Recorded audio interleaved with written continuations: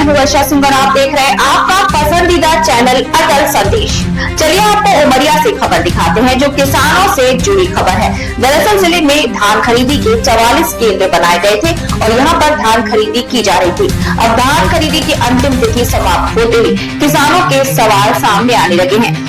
जिले के विभिन्न धान खरीदी केंद्रों से लेकर किसानों में नाराजगी देखी जा रही है। किसानों का आरोप है कि धान खरीदी की प्रक्रिया में गंभीर अनियमितताएं हुई हैं और कुछ केंद्र प्रभारियों द्वारा अवैध रूप से पैसे दिए गए। मामला सामने आने के बाद किसानों ने इसकी शिकायत उमरिया कलेक्टर से की। शिकायत में धान खरीदी केंद्र प्रभारी पर गंभीर आरोप लगाए गए।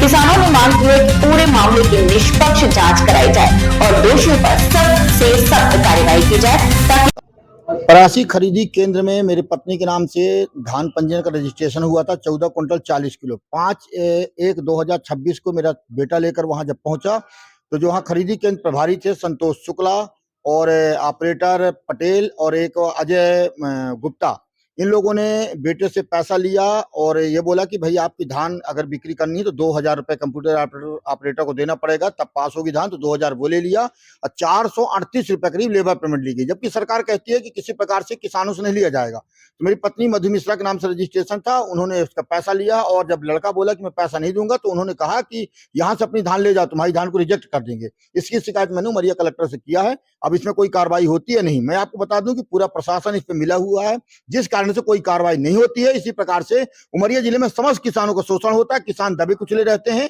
ताकि वो बोल नहीं पाते। अगर वो बोल देते हैं तो उनको ये बोल दिया जाता है कि अपनी धान ले जाओ, बेचारे जिस कारण से वो पैसा देते हैं और अपनी धान बिक्री करते हैं।